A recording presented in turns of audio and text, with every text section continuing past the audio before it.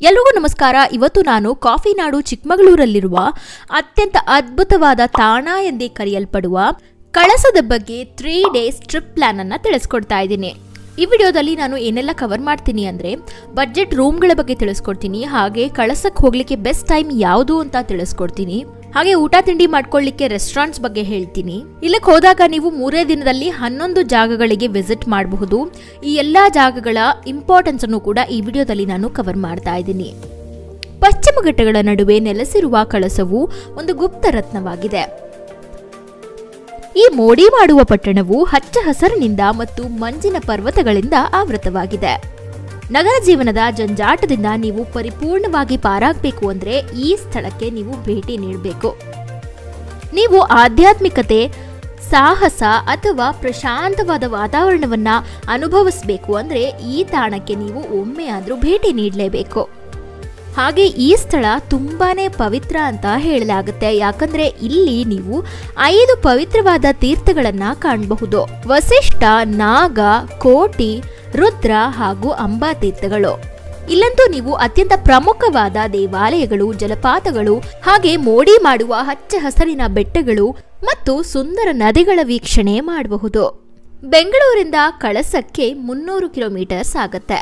ಇಲ್ಲಿಗೆ ನೀವು ನಿಮ್ಮ ಸ್ವಂತ ವಾಹನಗಳಲ್ಲೇನೆ ಟ್ರಾವೆಲ್ ಮಾಡಬೇಕಾಗತ್ತೆ, ಯಾಕಂದ್ರೆ ಇಲ್ಲಿಗೆ ಹೋದಾಗ ನಿಮಗೆ ಬೈಕ್ಗಳೇನು ರೆಂಟ್ಗೆ ಸಿಗೋದಿಲ್ಲ. ಹಾಗಾಗಿ ನಿಮಗೆ ಓನ್ ವೆಹಿಕಲ್ ಅವಶ್ಯಕತೆ ಇಲ್ಲಿ ಬೇಕಾಗತ್ತೆ. ಹಾಗೆ ನೀವು ಇಲ್ಲಿಗೆ ನಿಮ್ಮ ಸ್ವಂತ ವಾಹನಗಳಲ್ಲೇನೆ ಬರ್ತಾ ಇರೋದ್ರಿಂದ ಬೇರೆ ಪಬ್ಲಿಕ್ ಟ್ರಾನ್ಸ್ಪೋರ್ಟೇಷನ್ ಅವಶ್ಯಕತೆ ನಿಮಗೆ ಬೀಳೋದಿಲ್ಲ. ಅಕಸ್ಮಾತ್ ನಿಮಗೆ ಯಾರಾದರೂ ರಿಲೇಟಿವ್ಸ್ ಇದ್ದಾರೆ ಕಳಸದಲ್ಲಿ ಅಂತ ಆದರೆ ನೀವು ಪಬ್ಲಿಕ್ ಟ್ರಾನ್ಸ್ಪೋರ್ಟನ್ನು ಯೂಸ್ ಮಾಡಬಹುದು. ಅಂದರೆ ನೀವು ಪ್ರೈವೇಟ್ ಬಸ್ಗಳನ್ನು ಮೊದಲೇ ಬುಕ್ ಮಾಡಿಕೊಂಡು ನಂತರ ಟ್ರಾವೆಲ್ ಮಾಡಬೇಕಾಗತ್ತೆ. ಇದ್ರ ಬಗ್ಗೆ ನಿಮಗೆ ಏನೇ ಡೌಟ್ಸ್ ಇದ್ರೂ ನನಗೆ ಕಮೆಂಟ್ ಬಾಕ್ಸಲ್ಲಿ ತಿಳಿಸಿ, ನಾನು ನಿಮಗೆ ಆನ್ಸರ್ ಮಾಡ್ತೀನಿ. ಸೊ ಇವಾಗ ಕಳಸಕ್ಕೆ ಹೋದಾಗ ನೀವು ಮೊದಲನೇ ದಿವಸ ಏನೆಲ್ಲ ನೋಡಬಹುದು ಅಂತ ನೋಡ್ತಾ ಹೋಗೋಣ ಬನ್ನಿ. ಮೊದಲನೇ ದಿವಸ ನೀವು ಕಳಸದಿಂದ 900 ಮೀಟರ್ಗಳಷ್ಟು ದೂರ ಇರುವಂತಹ ಶ್ರೀ ಕಳಸೇಶ್ವರ ದೇವಾಲಯಕ್ಕೆ ರೀಚ್ ಆಗಿ.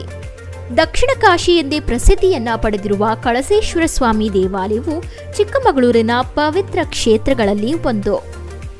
ಕಳಸೇಶ್ವರ ಸ್ವಾಮಿ ದೇವಾಲಯವು ಅತ್ಯಂತ ಪ್ರಾಚೀನ ಮತ್ತು ಮಹತ್ವಪೂರ್ಣವಾದ ದೇವಾಲಯವಾಗಿದೆ. ರಮಣೀಯವಾದ ಪಶ್ಚಿಮ ಘಟ್ಟಗಳಿಂದ ಸುತ್ತುವರೆದಿರುವ ಈ ತಾಣ ಕರ್ನಾಟಕದಲ್ಲಿನ ಜನಪ್ರಿಯ ಪವಿತ್ರ ಕ್ಷೇತ್ರಗಳಲ್ಲಿ ಒಂದಾಗಿದೆ. ಈ ದೇವಾಲಯಕ್ಕಂತೂ ಲಕ್ಷಾಂತರ ಭಕ್ತರು ಭೇಟಿ ನೀಡ್ತಾನೆ ಇರ್ತಾರೆ. ಭದ್ರಾ ನದಿಯ ದಡದಲ್ಲಿರುವ ಕಳಸವು ಶಿವನಿಗೆ ಸಮರ್ಪಿತವಾದ ಕಳಸೇಶ್ವರ ಸ್ವಾಮಿ ದೇವಾಲಯಕ್ಕೆ ನೆಲೆಯಾಗಿದೆ. ದಂತಕಥೆಯ ಪ್ರಕಾರ ಹಿಮಾಲಯದಲ್ಲಿ ಶಿವ ಮತ್ತು ಪಾರ್ವತಿಯ ವಿವಾಹದ ಸಮಯದಲ್ಲಿ ಇಡೀ ದೇವತೆಗಳ ಉಪಸ್ಥಿತಿಯು ಭೂಮಿಯ ಚಲನೆಯಲ್ಲಿ ಬದಲಾವಣೆಯನ್ನ ಉಂಟುಮಾಡಿತ್ತು. ಆಗ ಭಗವಾನ್ ಶಿವನು ಮಹರ್ಷಿಯಾದ ಅಗಸ್ತ್ಯರನ್ನ ದಕ್ಷಿಣಕ್ಕೆ ಪ್ರಯಾಣಿಸಲು ಮತ್ತು ಭೂಮಿಯ ಚಲನೆಯನ್ನ ಸಮತೋಲನಗೊಳಿಸಲು ವಿನಂತಿಸ್ತಾನೆ. ಶಿವ ಮತ್ತು ಪಾರ್ವತಿಯ ವಿವಾಹದ ಸಮಯದಲ್ಲಿ ಅಗಸ್ತ್ಯ ಮುನಿಗಳು ನೆಲೆಸಿದ್ದ ಸ್ಥಳವೇ ಈ ಕಳಸ ಎಂದು ನಂಬಲಾಗುತ್ತೆ. ಈ ಸ್ಥಳ ಅಂತೂ ಸ್ಕಂದ ಪುರಾಣದೊಂದಿಗೆ ಸಂಬಂಧವನ್ನ ಹೊಂದಿದೆ ಅಂತ ನಂಬಲಾಗುತ್ತೆ. ಒಟ್ಟಾರೆ ಕಳಸಕ್ಕೆ ಹೋದಾಗ ನೀವು ಈ ದೇವಾಲಯಕ್ಕೆ ಭೇಟಿ ನೀಡದೆ ಹಿಂದಿರುಗಿ. ಈ ದೇವಾಲಯವನ್ನ ನೋಡಾದ್ಮೇಲೆ ಇಲ್ಲಿಂದ 3.5 ಕಿಲೋಮೀಟರ್ಗಳಷ್ಟು ದೂರ ಹೋದ್ರೆ ನಿಮ್ಗೆ ಅಂಬಾ ತೀರ್ಥ ಸಿಗತ್ತೆ. ನಾನೀಗಾಗಲೇ ನಿಮಗೆ ಹೇಳ್ದಾಗೆ ಇಲ್ಲಿಗೆ ಬಂದಾಗ ನೀವು ಪವಿತ್ರವಾದ ಪಂಚತೀರ್ಥಗಳನ್ನ ಕಾಣಬಹುದು. ಭದ್ರಾ ನದಿಯು ಕುದುರೆಮುಖ, ಕಳಸಾ ಹಾದಿಯ ಸಹ್ಯಾದ್ರಿ ಪರ್ವತ ಪ್ರದೇಶಗಳ ಕಣಿವೆಯಲ್ಲಿ ಸಾಗುತ್ತೆ. ಹೀಗೆ ಕಳಸದ ಬಳಿ ಸಾಗುವಾಗ ಅಂಬಾ ತೀರ್ಥ, ರುದ್ರತೀರ್ಥ, ಕೋಟಿ ತೀರ್ಥ, ನಾಗತೀರ್ಥ ಹಾಗೂ ವಸಿಷ್ಠ ತೀರ್ಥಗಳಾಗಿ ಹರಿಯುತ್ತೆ. ಈ ಪಂಚತೀರ್ಥಗಳಲ್ಲಿ ಒಂದಾದ ಅಂಬಾ ತೀರ್ಥವು ಪರಶುರಾಮ ಕ್ಷೇತ್ರ, ಅಂಬಾ ತೀರ್ಥ, ಅಂಬೂ ತೀರ್ಥ, ಮಾತೃಕಾ ತೀರ್ಥ ಎಂದೆಲ್ಲ ಕರೆಯಲ್ಪಡುತ್ತೆ. ಇನ್ನೊಂದೇನು ಅಂದರೆ ತ್ರೇತಾಯುಗದಲ್ಲಿ ಶ್ರೀರಾಮನು ವನವಾಸಕ್ಕೆಂದು ಬಂದಾಗ ಈ ಸ್ಥಳದಲ್ಲಿ ಒಂದಷ್ಟು ಕಾಲವನ್ನ ಕಳೆದಿದ್ರು ಅಂತ ಹೇಳಲಾಗುತ್ತೆ. ಹಾಗೆ ಸೀತೆ ಇದೇ ನೀರಲ್ಲಿ ಮಿಂದು ತನ್ನ ಸೀರೆಯನ್ನ ಇಲ್ಲೇ ಒಂದು ಬಂಡೆಯ ಮೇಲೆ ಹಾಸಿದ್ಲು ಅಂತ ಹೇಳಲಾಗುತ್ತೆ. ಆ ಬಂಡೆ ಈಗಲೂ ಕೂಡ ಸೀತೆ ಸೆರೆಗೆಂದೇ ಪ್ರಸಿದ್ಧಿಯನ್ನ ಪಡ್ಕೊಂಡಿದೆ. ಮಳೆಗಾಲದಲ್ಲಂತೂ ಈ ನೀರು ಹೆಚ್ಚು ಬೋರ್ಗರಿಯೋದ್ರಿಂದ ಇಲ್ಲಿಗೆ ನಾವು ಭೇಟಿ ನೀಡಲು ಸಾಧ್ಯನೇ ಇಲ್ಲ ಮತ್ತು ಅಪಾಯಕಾರಿ ಕೂಡ. ಆದ್ರಿಂದ ನೀವು ಪೋಸ್ಟ್ ಮಾನ್ಸೂನ್ ಸೀಸನ್ ಇಲ್ಲಿಗೆ ಭೇಟಿ ನೀಡೋದು ತುಂಬಾನೇ ಉತ್ತಮ. ಇದಾದ್ಮೇಲೆ ಇಲ್ಲಿಂದ 8 ಕಿಲೋಮೀಟರ್ಗಳಷ್ಟು ದೂರ ಇರುವಂತಹ ಶ್ರೀ ಹೊರನಾಡು ಅನ್ನಪೂರ್ಣೇಶ್ವರಿ ದೇವಾಲಯಕ್ಕೆ ರೀಚ್ ಆಗಿ. ಶ್ರೀ ಕ್ಷೇತ್ರ ಹೊರನಾಡಿನ ಅನ್ನಪೂರ್ಣೇಶ್ವರಿ ದೇವಸ್ಥಾನವು ಅನ್ನಪೂರ್ಣೇಶ್ವರಿ ದೇವಿಗೆ ಸಮರ್ಪಿತವಾದ ದೇವಾಲಯವಾಗಿದೆ.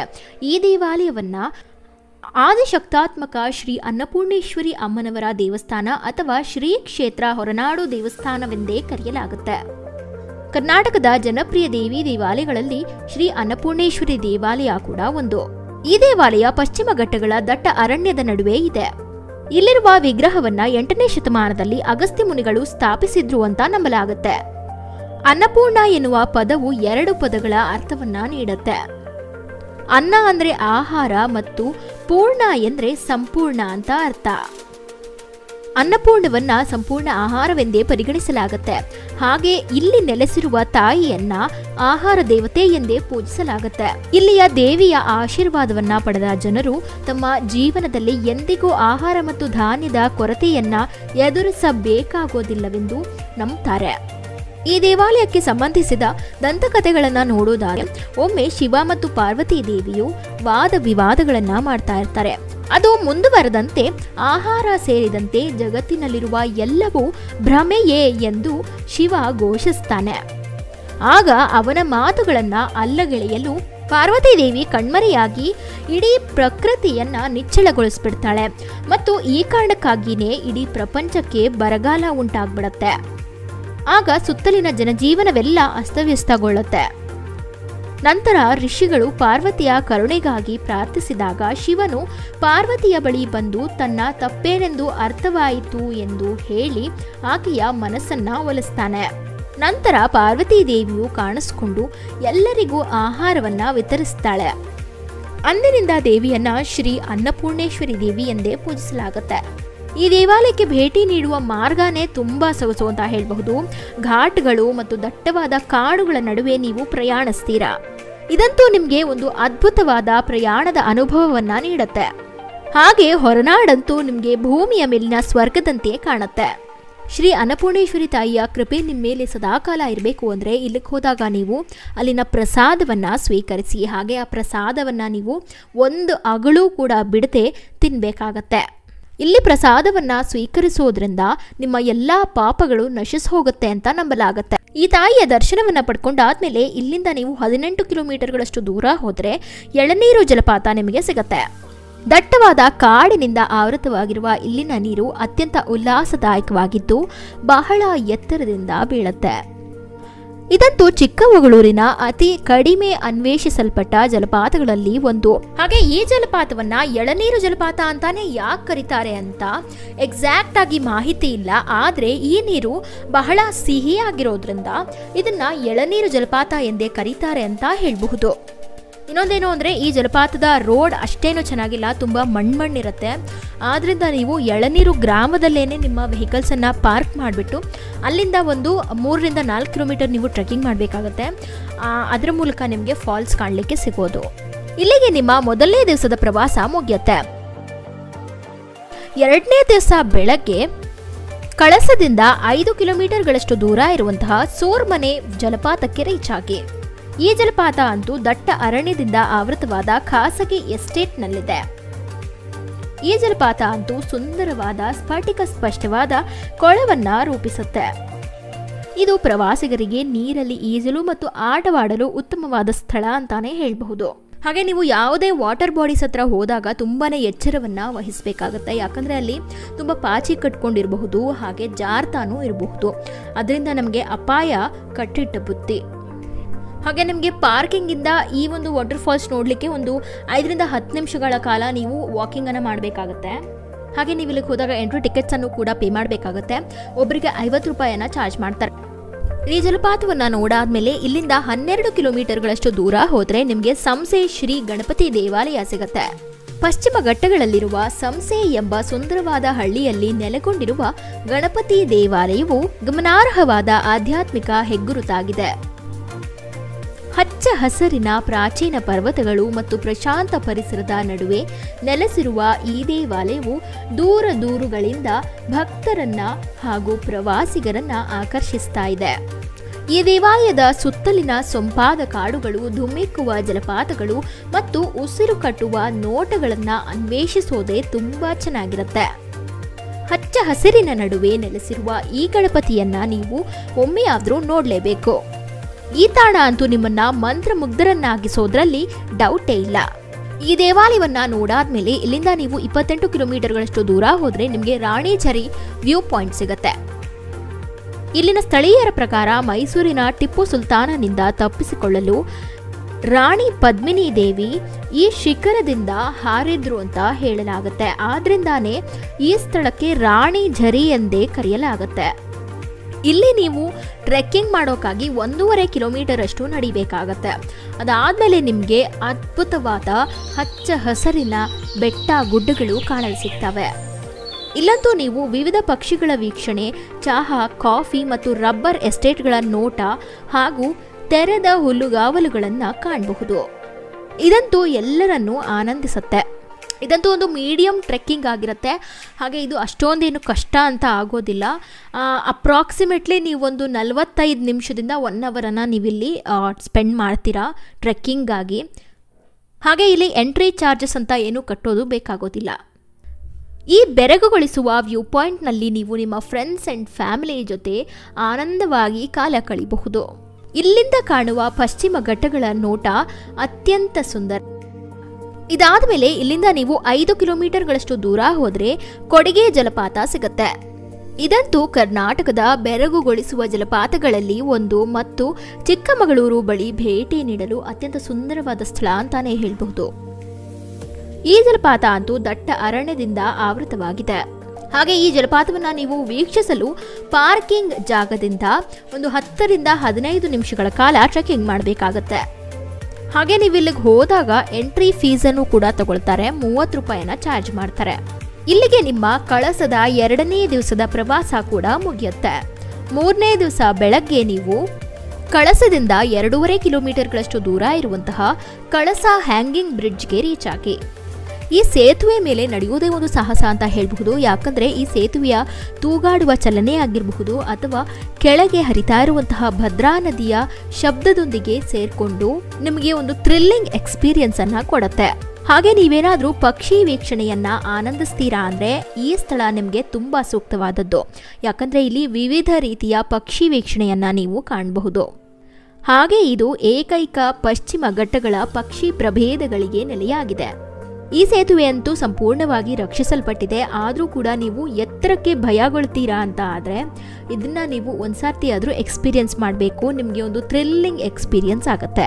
ಇಲ್ಲಂತೂ ನೀವು ಯಾವುದೇ ಕಡೆ ಕಣ್ಣು ಹಾಯಿಸಿದ್ರೂ ಕೂಡ ಹಚ್ಚ ಹಸಿರು ಕಾಣುತ್ತೆ. ಹಾಗೆ ಬೆಟ್ಟ ಗುಡ್ಡಗಳು, ವೆಸ್ಟರ್ನ್ ಘಾಟ್ಸ್ನ ನೋಟ ನಿಮಗೆ ಸಿಗುತ್ತೆ ಮತ್ತು ಭದ್ರಾ ನದಿಯ ವೀಕ್ಷಣೆ ಕೂಡ ನಿಮಗೆ ಇಲ್ಲಿಂದ ಆಗುತ್ತೆ. ಹಾಗಾಗಿ ನಿಮಗೆ ಫೋಟೋಗ್ರಾಫ್ಸ್ ಕೂಡ ಅತ್ಯಂತ ಸುಂದರವಾಗಿ ಸಿಗುತ್ತೆ. ಇದಾದ ಮೇಲೆ ಇಲ್ಲಿಂದ 60 ಮೀಟರ್ಗಳಷ್ಟು ದೂರ ಇರುವಂತಹ ವಸಿಷ್ಠ ತೀರ್ಥಕ್ಕೆ ನೀವು ರೀಚ್ ಆಗಿ. ಈ ಹ್ಯಾಂಗಿಂಗ್ ಬ್ರಿಡ್ಜ್ ಕೆಳಗಡೆನೆ ನಿಮಗೆ ವಸಿಷ್ಠ ತೀರ್ಥ ಸಿಗೋದು. ಈ ವಸಿಷ್ಠ ತೀರ್ಥ ಪವಿತ್ರ ಪಂಚತೀರ್ಥಗಳಲ್ಲಿ ಒಂದು. ಇಲ್ಲಿ ನೀವು ನಿಮ್ಮ ಸ್ನೇಹಿತರು ಅಥವಾ ಕುಟುಂಬದೊಂದಿಗೆ ಆರಾಮಾಗಿ ಟೈಮನ್ನು ಸ್ಪೆಂಡ್ ಮಾಡಬಹುದು. ಇದಾದ ಮೇಲೆ ಇಲ್ಲಿಂದ ನೀವು 16 ಕಿಲೋಮೀಟರ್ಗಳಷ್ಟು ದೂರ ಹೋದರೆ ಮೈದಾಡಿ ಸನ್ಸೆಟ್ ವ್ಯೂ ಪಾಯಿಂಟ್ ನಿಮಗೆ ಸಿಗುತ್ತೆ. ಇಲ್ಲಿಗೆ ನೀವು ರೀಚ್ ಆಗ್ಬಿಟ್ರೆ ಅಂತೂ ಸಾಕ್ಷಾತ್ ಸ್ವರ್ಗಕ್ಕೇನೆ ಕಾಲಿಡ್ತಾ ಇದ್ದೀರೇನೋ ಅಂತ ಅನ್ಸುತ್ತೆ. ಯಾಕಂದ್ರೆ ಇಲ್ಲಿನ ಪ್ರಕೃತಿ ನಿಮ್ಮನ್ನ ಮೂಕ ವಿಸ್ಮಿತರನ್ನಾಗಿಸುತ್ತೆ. ಇದಂತೂ ಅತ್ಯಂತ ಕಡಿಮೆ ಅನ್ವೇಷಿಸಲ್ಪಟ್ಟಿರುವ ಸ್ಥಳ ಅಂತಾನೆ ಹೇಳಬಹುದು.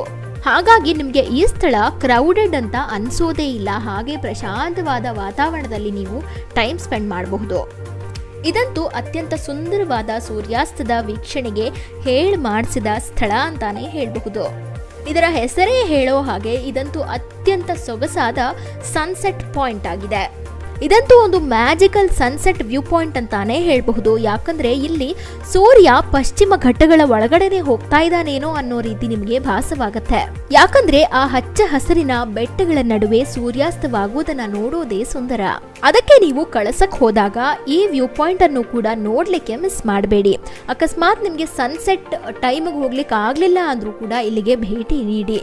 ಯಾಕಂದ್ರೆ ನಿಮಗೆ ಇಲ್ಲಿನ ಅನುಭವ ಅಷ್ಟು ಸುಂದರ ಅಂತ ಅನ್ಸುತ್ತೆ. ಇಲ್ಲಿಗೆ ಕಳಸದ 3 ದಿನಗಳ ಪ್ರವಾಸ ಮುಗಿಯುತ್ತೆ. ನಾನು ಈಗಾಗಲೇ ಹೇಳಿದ ಹಾಗೆ ನಿಮಗೆ ರೂಮ್ಗಳ ಬಗ್ಗೆ ತಿಳಿಸ್ಕೊಡ್ತೀನಿ. ಇವಾಗ ಕಳಸದಿಂದ 30 ಮೀಟರ್ಗಳಷ್ಟು ದೂರ ಇರುವಂತಹ ಆಶೀರ್ವಾದ್ ಕಂಫರ್ಟ್ಸ್ಗೆ ನೀವು ರೀಚ್ ಆಗಬಹುದು. ಇಲ್ಲಿ ಒಂದು ದಿವಸಕ್ಕೆ 800 ರೂಪಾಯಿಂದ 1200 ರೂಪಾಯಿವರೆಗೂ ಚಾರ್ಜ್ ಮಾಡ್ತಾರೆ. ಹಾಗೆ ಮತ್ತೊಂದು ಕಳಸದಿಂದ 5.5 ಕಿಲೋಮೀಟರ್ಗಳಷ್ಟು ದೂರ ಇರುವಂತಹ ಶ್ರೀ ಸ್ವರ್ಣದರ್ವಿ ಲಾಡ್ಜ್ಗೆ ನೀವು ರೀಚ್ ಆಗಬಹುದು. ಇಲ್ಲಿ ಒಂದು ದಿವಸಕ್ಕೆ 1,000 ರೂಪಾಯಿಂದ 1,500 ರೂಪಾಯಿವರೆಗೂ ಚಾರ್ಜ್ ಮಾಡ್ತಾರೆ. ಮತ್ತೊಂದು ರೂಮ್ ಕಳಸದಿಂದ 7.5 ಕಿಲೋಮೀಟರ್ಗಳಷ್ಟು ದೂರ ಇದೆ. ಇದರ ಹೆಸರು ಪದ್ಮಾಂಬಿಕಾ ಲಾಡ್ಜ್ ಹೊರನಾಡು. ಇಲ್ಲಿ ದಿವಸಕ್ಕೆ 800 ರೂಪಾಯಿಂದ 1,200 ರೂಪಾಯಿವರೆಗೂ ಚಾರ್ಜ್ ಮಾಡ್ತಾರೆ. ನೀವು ಯಾವುದೇ ರೂಮ್ಸ್ಗೆ ಹೋಗ್ತಾ ಇದ್ರೆ ಮುಂಚೆನೆ ಅವ್ರಿಗೆ ಕಾಲ್ ಮಾಡಿ ಪ್ರೈಸಸ್ ಏನಿದೆ ಅಂತ ಕೇಳ್ಕೊಂಡು ನಂತರನೇ ಬುಕ್ ಮಾಡಿ. ಯಾಕಂದ್ರೆ ಆನ್ಲೈನ್ ವೆಬ್ಸೈಟ್ಗಳಲ್ಲಿ ಅಥವಾ ಆ್ಯಪ್ಗಳಲ್ಲಿ ನಿಮಗೆ ಪ್ರೈಸಸ್ ಅನ್ನ ಜಾಸ್ತಿನೇ ಹಾಕಿರ್ತಾರೆ. ಡೈರೆಕ್ಟ್ ಆಗಿ ಕಾಲ್ ಮಾಡೋದ್ರಿಂದ ನಿಮಗೆ ಒಂದು ಕ್ಲಾರಿಟಿ ಸಿಗುತ್ತೆ. ಕಳಸದಲ್ಲಿ ನೀವು ಊಟ ತಿಂಡಿ ಮಾಡ್ಕೊಳ್ಬೇಕು ಅಂದ್ರೆ ಕಳಸದಿಂದ 200 ಮೀಟರ್ಗಳಷ್ಟು ದೂರ ಇರುವಂತಹ ಮೀನಾಕ್ಷಿ ಭವನ್ ವೆಜಿಟೇರಿಯನ್ ರೆಸ್ಟೋರೆಂಟ್ಗೆ ನೀವು ರೀಚ್ ಆಗಬಹುದು. ಮತ್ತೊಂದು ಹೋಟೆಲ್ ಕಳಸದಿಂದ 550 ಮೀಟರ್ಗಳಷ್ಟು ದೂರ ಇದೆ. ಇದರ ಹೆಸರು ಹೋಟೆಲ್ ಸರೋವರ ಫ್ಯಾಮಿಲಿ ರೆಸ್ಟೋರೆಂಟ್. ಮತ್ತೊಂದು ಕಳಸದಿಂದ 750 ಮೀಟರ್ಗಳಷ್ಟು ದೂರ ಇದೆ. ಇದರ ಹೆಸರು ಹೋಟೆಲ್ ಶ್ರೀನಿವಾಸ. ಸೊ ಇದಾಗಿತ್ತು 3 ದಿನಗಳ ಪ್ರವಾಸ ಕಳಸಕ್ಕೆ. ಈ ಮಾಹಿತಿಗಳೆಲ್ಲ ನಿಮಗೆ ಉಪಯುಕ್ತವಾಗಿದೆ ಅಂತ ಆದರೆ ನಮ್ಮ ಚಾನೆಲ್ಗೆ ಸಬ್ಸ್ಕ್ರೈಬ್ ಆಗಲಿಕ್ಕೆ ಮಿಸ್ ಮಾಡಬೇಡಿ. ಯಾಕಂದರೆ ಇದರಿಂದಾಗಿ ನನಗೆ ಒಂದು ಮೋಟಿವೇಶನ್ ಸಿಗುತ್ತೆ. ಅದರಿಂದ ನಾನು ಇನ್ನೂ ಹೆಚ್ಚು ನಿಮಗೆ ಇನ್ಫಾರ್ಮೇಟಿವ್ ವಿಡಿಯೋಸನ್ನು ತರಲಿಕ್ಕೆ ಸಾಧ್ಯವಾಗುತ್ತೆ. ಹಾಗೆ ದಯವಿಟ್ಟು ಈ ವಿಡಿಯೋನ ನಿಮ್ಮ ಫ್ರೆಂಡ್ಸ್ ಆ್ಯಂಡ್ ಫ್ಯಾಮಿಲಿಗೆ ಆದಷ್ಟು ಶೇರ್ ಮಾಡಿ.